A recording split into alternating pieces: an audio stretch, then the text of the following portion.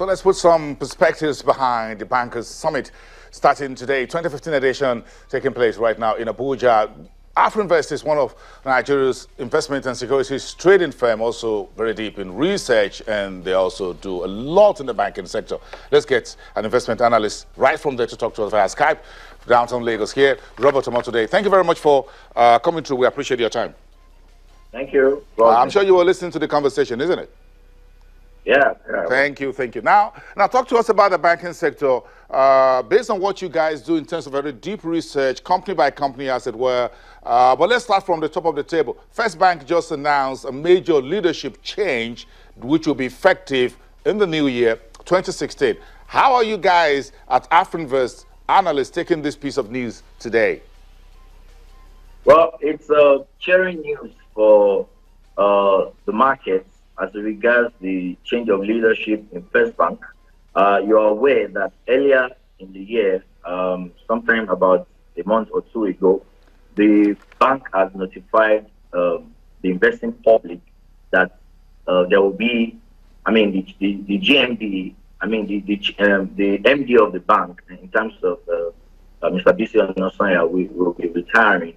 Of course, the market was expecting that as it has been in time past, there will be a seamless transition into, in terms of the change of leadership. So what we are hearing now about the announcement of who to step into the shoes is the cheering news for the market. You will recall that First Bank, being a tier 1 bank, and which has have been able to sustain a very fantastic performance over the years.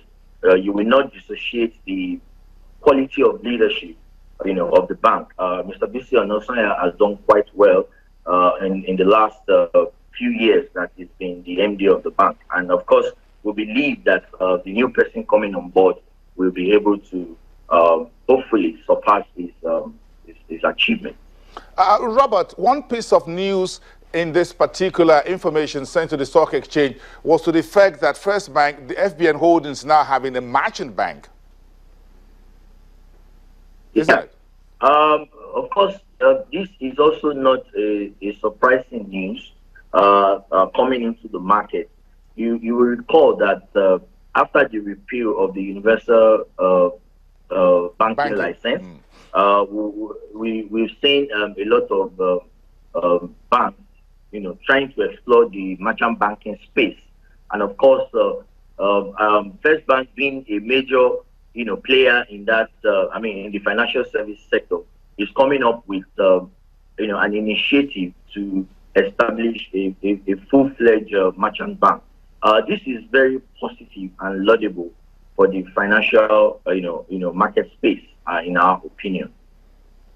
So you think that getting a merchant banking license and getting it up and running, what exactly does the First Bank guys, the leadership, what do they see in running a merchant bank business after years for which we've seen the total eclipse of merchant banking business in Nigeria? Talk to us as an analyst who look at the banking sector on a daily basis. Yeah, but you will recall that when the idea about universal banking license came into being, the industry suffered. The merchant banking space suffered a major setback because we saw a lot of financial institutions, particularly the banks, exploring, almost every aspect of financial service, they can lay their hands on. And of course, now that we see banks, operating either an international banking license, or for those who are regional, national banks operating a national bank, you would recall that a lot of banks have been trying to come into this space, and the fact that before now, there is an FBN Capital, which is a subsidiary of the FBN Holding. What we are seeing right now is not surprising because you will recall that there was a merger between Kakawa and FBN Holding. And what we are seeing now is more or less a solidification of that synergy. So it's not that the bank as a group is just launching into that space. Of course, they have been playing in the space. Of course, when we report FBNH, First Bank Holdings number, their merchant, their supposed investment banking business and asset management, has been reported even before now. So what we are just saying is a solidification of that synergy through a full-fledged merchant banking business, which is just being floated. Okay, let's take a quick one from you to wrap this conversation. Talk to us about the Bankers Summit in Abuja. We're talking about ethics and professionalism in the banking sector. We're talking about honesty and trust among bankers, professional bankers. Do you think all these have anything to do with how investors perceive or sentiments as per the shares of listed commercial banks? Yeah, definitely. Of course, issues about sentiments, about integrity of how banks are run, it's a major issue that investors factor into their sentiment when they are pricing any banking stock. And of course, you will know that within the Nigerian space, a lot of consciousness has been awakened in recent times, particularly in terms of corporate governance. And what banks are trying to do now is to strengthen their corporate governance framework. And of course, the NSC is also not is also helping in this direction. Of course, you saw that FBN Holding that we just spoke about, was one of the stocks that were just listed on the premium board.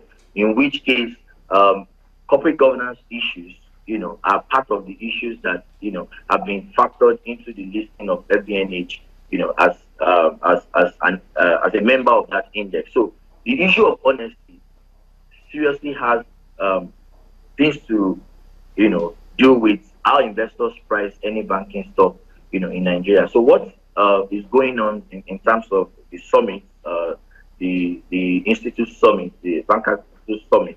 It's something that is worthy of note. The fact that the industry is seeing a need to focus on that, and of course, before you transact business with any bank, it's one of the issues you really want to consider. And going forward, we believe issues about integrity, are getting better for the industry, because we've seen a lot of issues. I mean, a lot of innovations that the banks are, putting in place, to strengthen their corporate governance framework. Okay. Thank you very much, Robert Omon, today for adding your voice to this very important piece of news and a conversation in the marketplace. Thank you very much for coming through. Our investment analyst at Afrinvest, you can get at Noble Robert. That's his Twitter handle if you want to get in touch and join the conversation. Okay, let's wrap up the program. Sahara Energy is set to become Nigeria's second indigenous oil firm to do an initial public offering on the London and Lagos Stock Exchange. That's the news just hitting the wires today. $1.4 billion, $600 million in IPO, $800 million in Euro bonds to be concluded by the end of October. Sahara Energy just push that news out. When that comes through, the company says it's eyeing a new valuation worth about $3 billion US. So you have three major oil players, Sahara Energy, Seplat Petroleum, and Shoreline Group, contributing 20% of Nigeria's 2 million barrels per day. This is a conversation that's just getting started. We'll continue that tomorrow when we come back Wednesday, the 9th of September. I'll see you then. Do have a great day. News is next.